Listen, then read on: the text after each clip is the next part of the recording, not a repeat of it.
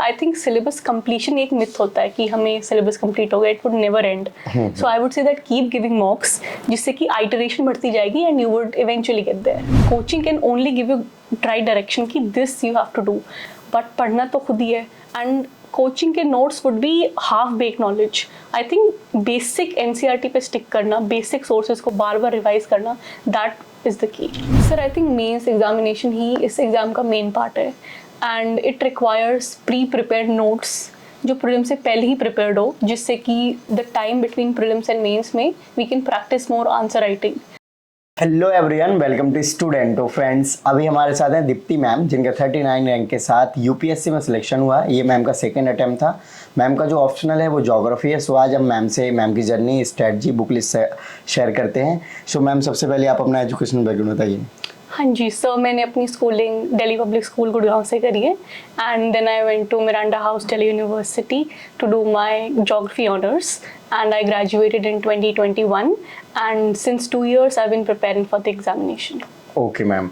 So ma'am, जब आपने preparation का स्टार्ट किया था तो कोचिंग ली या फिर सेल्फ स्टडी से किया? No sir, I took coaching for both GS and optional because I thought कि guidance की there was a lacking, so I thought it would be better, but most of the study I would say is because of self study. Obviously ma'am. So अभी आपको कैसा लग रहा है? आपका second attempt में, जनरली फर्स्ट सेकेंड अटेम्प्ट में होना अपने आप में काफ़ी बड़ी बात होती है यूपीएससी में, और 39 रैंक के साथ आपका प्रॉपर आईएएस के लिए सिलेक्शन हो गया. Yes sir, I'm very relieved or happy that this journey has come to a fruitful end. So I'm really grateful and blessed. Okay ma'am. So ma'am, strategy के बारे में बताना स्टार्ट करिए कि आपने जब कोचिंग के बारे में गए आप, तो पहले क्या आपने एनसीईआरटी वगैरह या फिर खुद से कुछ स्टडीज़ कर रखी थी? Yes sir, since class 11th I had humanities background, so I knew the basic approach or the content that is required. I just needed the appropriate focus that how to align it to UPSC. तो वो मैंने after my graduation was over I started doing that. Okay. So ma'am, coaching का आपको कैसे idea है कि coaching ही करनी चाहिए सो दैट की सिलेक्शन होगा? आपने पहले ऐसे कभी सोचा नहीं कि आप सेल्फ स्टडी करके भी क्लियर कर सकते हैं? जैसे कि आप मिरांडा हाउस से आपने ग्रेजुएशन किया है और वन ऑफ द कह सकते हैं टॉप कॉलेज है आपका. Yes sir, definitely coaching is not necessary and ऐसा नहीं है कि उससे करने से ही होगा, but I just wanted, or I would say that I was lacking the confidence to appear. So I think it made कि there are no myths and you just have to study, and then I think I got the right approach. Okay ma'am. आपका first attempt के बारे में बताइए ma'am. First attempt में क्या रहा था? Okay, so in first attempt I cleared the prelims and I wrote mains, but I was short of 18 marks for the interview and hopefully this time it worked. Okay, great ma'am. Ma'am, prelims के बारे में बताइए कि prelims की क्या strategy follow करना चाहिए. आपने कोचिंग ली है, जो स्टूडेंट कोचिंग भी नहीं लेना चाहते हैं, सेल्फ स्टडी करना चाहते हैं, तो कैसे उनको करना चाहिए?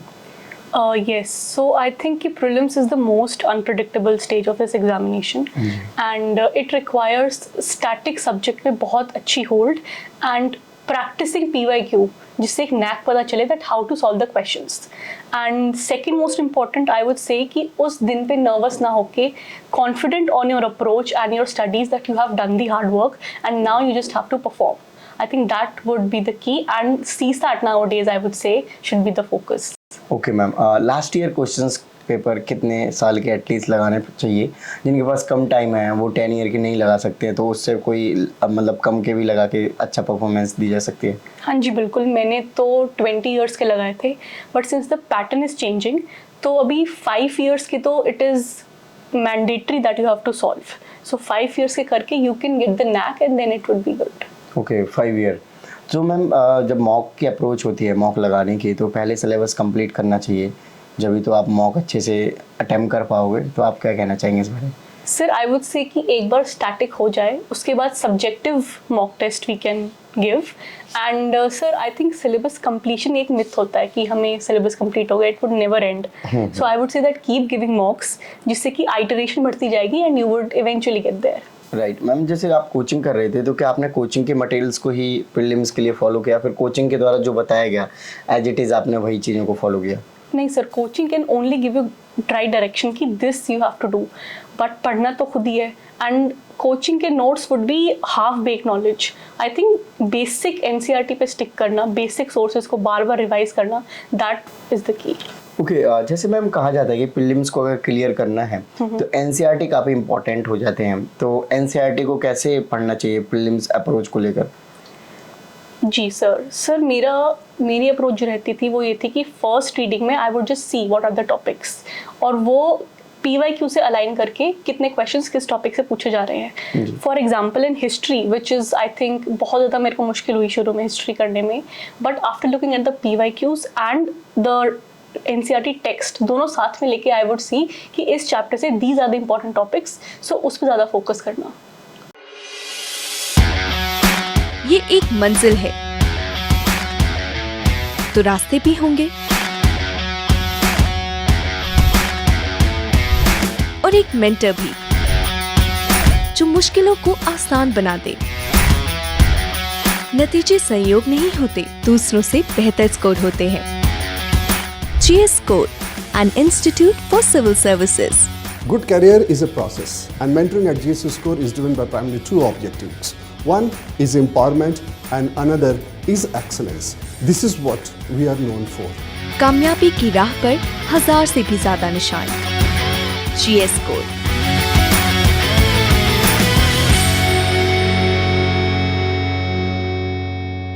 ओके और मैम आपने प्रीलिम्स आपने अपने फर्स्ट अटेम्प्ट में क्लियर कर लिया था, तो आपने बताया 2021 में आपने ग्रेजुएशन किया, सो आई थिंक आपके पास बहुत ज़्यादा टाइम तो नहीं होगा प्रिपरेशन के लिए, तो आपने कॉलेज टाइम से ही प्रिपरेशन करना स्टार्ट किया था?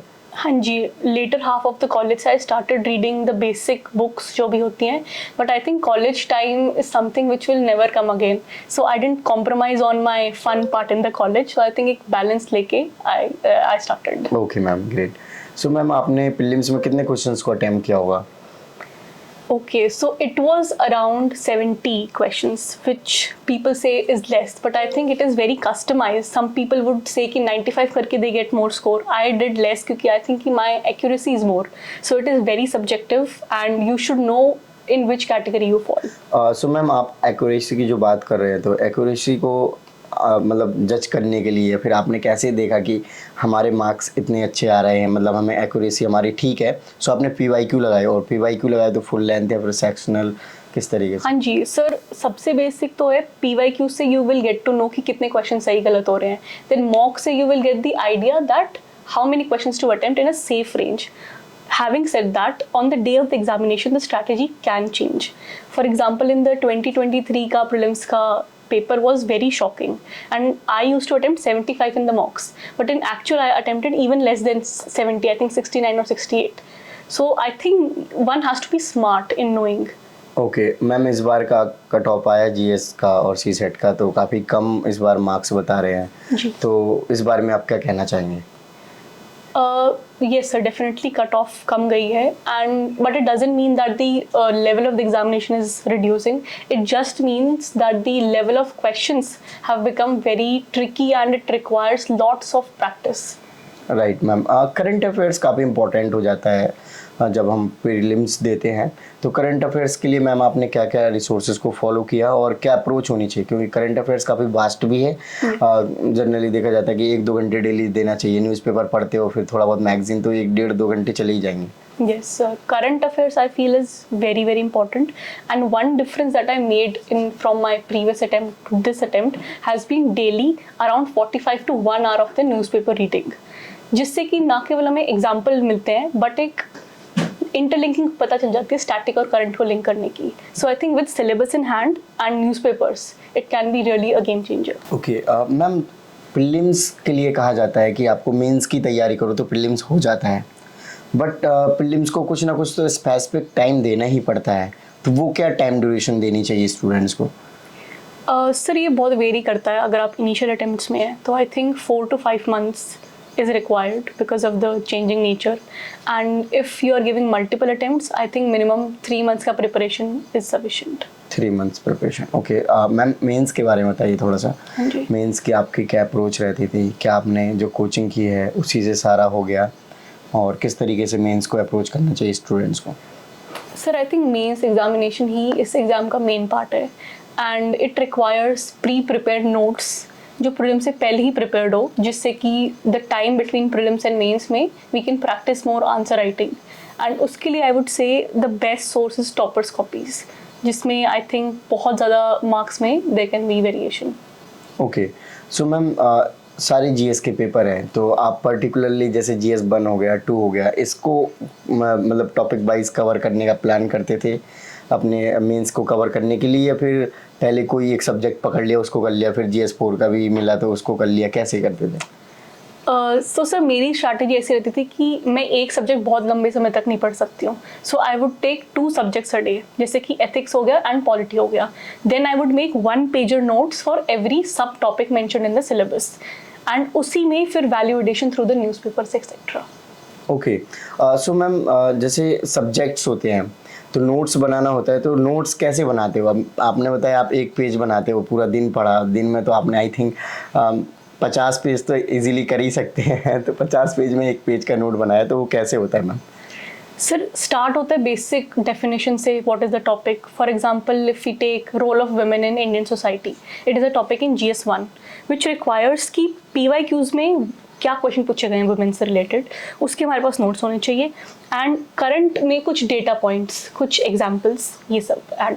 ओके, अभी आपने बताया कि आपने पॉलिटी एंड एथिक्स का कंबाइन पढ़ते थे आप डेली, तो ऐसे कुछ सब्जेक्ट्स होते हैं क्या जिनका कॉम्बिनेशन करके पढ़ने में आसानी होती हो या फिर काफ़ी इंटरेस्टिंग होता हो, जिससे कि थोड़ा प्रोडक्टिविटी बढ़ सके? हाँ जी सर, ये भी वेरी करता है कि आपका ऑप्शनल क्या है। सिंस मेरा ऑप्शनल वाज ज्योग्राफी, तो GS 3, GS 1 and geography optional, इन तीनों को अगर मैं साथ करूँ तो मेरे को फ़ायदा रहता था। अगर किसी के पास पॉल साइंस ऑप्शनल है, सो it would depend what is the optional. Okay ma'am, आपने मेंस दिया है, आपका ज्योग्राफी जैसे ऑप्शनल था, बट ज्योग्राफी प्रीलिम्स में भी देखा जाए, बाकी जीएस पेपर्स में भी देखा जाए तो काफ़ी ओवरलैप है, तो आपका इसका फ़ायदा हुआ आपके बाकी जीएस पेपर्स में, जैसे कि चाहे प्रीलिम्स हो या फिर मेंस में? आई थिंक सर ज्योग्राफी इतना कॉम्प्रिहेंसिव ऑप्शनल है और इसकी overlapping with prelims and GS subject is very much, तो आई वुड से कि आंसर स्ट्रक्चरिंग में what points to write, that would really help. If I can take example, एक question था I think in GS 1, the role of climate change and food security, so इसका structuring was pre prepared in my optional notes, so it became handy. Okay, आपका optional geography है ma'am, अगर आपने जो 3 महीने का टाइम बचता है, क्योंकि आपने प्री और मेंस का तैयारी कर रखा है जो उसमें कवर होता है सिलेबस, बट अगर स्पेसिफिक मेंस में जो ऑप्शनल है ज्योग्राफी का वो ना आपने कवर किया हो, तो 3 महीने में जो टाइम मिलता है वो मैनेज किया जा सकता है? सर आई थिंक बहुत ही मुश्किल है वो, अगर आपके नोट्स पहले से प्रिपेयर्ड नहीं है। प्रैक्टिस कैन बी डन कि answer writing etcetera, but I think note should be prepared, 80% तो शुड बी प्रिपेयर्ड पहले से ही। ओके, तो आपने सारे सब्जेक्ट से नोट्स बना रखे थे? हाँ जी सर। तो नोट्स जैसे मैम आपने कोचिंग के भी बनाए होंगे, तो कोचिंग के और खुद के नोट्स कितने बेनिफिट करे आपको? आई थिंक सर कोचिंग के नोट्स वॉज जस्ट 20%, बिकॉज उनके पास इतना कम टाइम होता है, they can not make you study everything, so I think one has to take the lead कि अपने हिसाब से customized plan बना के notes बने, and not relying on too much of coaching notes, relying on the basic books. Okay, जो आपका first attempt था मैम, उसमें आपके मेंस में किस सब्जेक्ट या फिर किस पोर्शन में सबसे कम मार्क्स आए थे आपके? Sir, I think it was my optional only, and I worked really hard on my optional, and this year I think I secured the highest. So I would say कि if your weakness is known, then I think it can be improved. Okay, बाकी आपके GS वगैरह में ठीक marks थे? जी sir, GS में I had good style of writing. Essay was also good. I think optional में there needs to be lot of focus. Optional essay and ethics, I think they can really make your game. Okay, ethics, हाँ, generally ethics और ऐसे में कम marks रह जाते हैं, फिर बहुत ज़्यादा आ जाते हैं स्टूडेंट्स के। ओके, सो मैम जैसे आप हैंड राइटिंग वगैरह आपकी कैसी थी, या फिर इन सब का इम्पैक्ट होता है? जैसे अभी मैंने देखा था विकास सर भी एक वीडियो में बता रहे थे कि अगर आपकी अच्छी हैंड राइटिंग है तो आपके मार्क्स पहले ही कुछ बढ़ गए, मान के चलो आप। सर देखिए, चेकिंग करने वाले they are also humans, so if in the initial questions the writing is good, it makes a good impression. However I would say that content is the main part. अगर content diverse and dense है, then I think hand writing normal भी हो तो भी it can work. Okay ma'am, answer आप लिखते हैं तो क्या मतलब फॉर्मेटिंग रहती है, किस तरीके से अच्छा आंसर लिखा जा सकता है? तो सर पहली step would be to knowing what is asked in the question. At times we write जो हमें पता है ना कि जो पूछा गया है। तो first step would be to identify what is asked and उसके लिए reading the question twice. I use to underline key what is actually asked and read it. For example making the sub part से 1 2 3 3 things are asked in the question, so it would make the task easier and then it would be diverse. So ना केवल एक ही dimension में लिख के उसके political, economic, social, environmental impact and एक अच्छा conclusion with the keyword. I think ये एक अच्छा आंसर को फॉर्म करता है। ओके मैम, जो प्रेशर फील होता है एग्जाम्स के टाइम पे, आप मेंस लिख रहे हो, क्योंकि कम टाइम होता है, डेली आपके 2 पेपर रहते हैं जनरली, जी। फिर ऑप्शनल के लिए थोड़ा गैप मिल जाता है, जो प्रेशर होता है मैम, कम टाइम मिलता है, उसको कैसे आप मैनेज करते हैं? सर आई थिंक उसका की है कि आप जितनी ज़्यादा प्रैक्टिस करें उतना अच्छा है, और टाइम मैनेजमेंट का की है कि जो क्वेश्चंस आते हैं, जैसे 15 मार्कर्स हो गए, उनसे ज़्यादा मार्क्स मिलने वाले हैं, तो I use to complete 15 markers पहले, और 10 मार्क्स के क्वेश्चन में भी 2 questions I use to mark, ये इतना ज़्यादा अच्छे से आई कुड नॉट राइट, तो ये मैं लास्ट के 10 मिनट में लिखूंगी। तो आई थिंक इसमें भी customise that what is working for you, कितने क्वेश्चंस आपको आते हैं, इस हिसाब से यू कैन वर्क।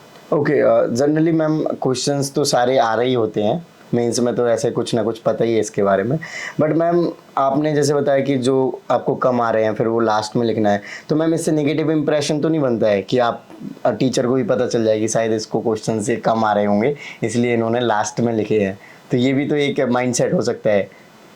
सर देखिए, अगर वो क्वेश्चन शुरू के हैं तो आई वुड मेक श्योर कि मैं अच्छे से कंटेंट लिखूं, बिकॉज शुरू में there would be impression, but अगर 1-2 क्वेश्चन में भी अगर इतना अच्छा भी टॉप नॉच कंटेंट नहीं है तो it work. I would believe कि सबको सारे क्वेश्चन नहीं आते हैं, मैक्सिमम 15 वी कैन प्रिपेयर, उसके बाद we have to mix and match the content. Okay ma'am, average आपने कितने घंटे डेली स्टडी करी है? सर वेरी करता है, एवरेज तो आई थिंक 8 आवर्स मेरा होता था, but before prelims and before Mains it would go up to 10 to 12 hours. Okay ma'am, जैसे आपने बताया कि आपने कॉलेज को भी एंजॉय किया और स्टडी को भी मेंटेन किया, बट मैम प्रिपरेशन टाइम में कभी यार ऐसे नहीं फील हुआ आपको कि लोनलीनेस हो गया, या फिर अकेले से हम बंद कमरे में, या फिर बहुत लिमिटेड लोगों से कनेक्ट हैं, आपने किस तरीके से किया कि आप काफ़ी सोशली एक्टिव रहे? सर लोनलीनेस बिल्कुल इस एग्ज़ाम की रियलिटी है, and the key to it is supportive parents and good friends. I'm very lucky to have my parents that are supportive and very few but quality friends that would make your sanity and आप अच्छे से पढ़ाई कर सकते हैं। Right ma'am, जिस हिसाब से आपका रैंक आया तो आई थिंक मार्क्स आपके ऑलमोस्ट सारे सब्जेक्ट्स में, या फिर ऑप्शनल हो या फिर इंटरव्यू हो, सब में अच्छे मिले होंगे, तो इंटरव्यू के बारे में थोड़ा सा बताइए आप। जी सर, इंटरव्यू में आई थिंक जो हमने मेंस में the strategy that we adopted, that is the PYQ and the toppers copy, वही इंटरव्यू में भी लागू होता है। PYQ इंक्लूड्स द ट्रांसक्रिप्ट जो पहले के कैंडिडेट्स ने they have sent on various Telegram channel etcetera. Then second is the toppers copy. Interview process में toppers copy became their mock interviews, जिससे कि एक आइडिया हो जाए that this is how we have to prepare. And since current affairs का weightage increases in interview, so I think daily newspaper reading with more in-depth analysis would work. Okay, so revision का क्या strategy होना चाहिए, फिर क्या cycle follow करना चाहिए? कुछ लोग डेली शाम को जो पढ़ा उसको रिवाइज कर लेते हैं, कुछ लोग वीक में, कुछ मंथली, कुछ लोग तो करते ही नहीं हैं। जी सर, आई थिंक रिवीजन के बगैर तो this is become very difficult. My strategy would be जो आज पढ़ा है उसी की रिवीजन कल सुबह करनी एंड देन उसको स्टार्ट करना। सो व्हाट हैपन्स कि आज अगर कोई हमने सब्जेक्ट 6 घंटे में पढ़ा है, कल सुबह उसको 3 घंटे लगेंगे और नेक्स्ट डे उसको केवल 1 ही घंटा लगेगा। अगर आपकी रिवीजन का time is reducing, which means कि आप revision is correct, so I think उससे बहुत जल्दी रिकॉल कैपेसिटी हमारी इंक्रीज हो जाती है। ओके, सो मैम जो फ्यूचर कैंडिडेट हैं जो 2024 को अटेम्प्ट कर रहे हैं इस बारी, उनको आप क्या मैसेज देना चाहेंगे? सर मेरा मैसेज ये रहेगा कि please identify your strength and your weakness and make a personalise plan according to you. It should not be copied from anybody. And secondly, please rely on the previous year questions, they are the key, and hopefully to see you soon. Thank you. Okay ma'am, thank you so much for your lovely message. Okay yes friends, आपने देखा कि ma'am ने अपनी detail journey को share किया, strategy के बारे में हमने डिस्कशन किया। आई होप आपको वीडियो अच्छी लगी हो तो इस वीडियो को लाइक करें। जय हिंद।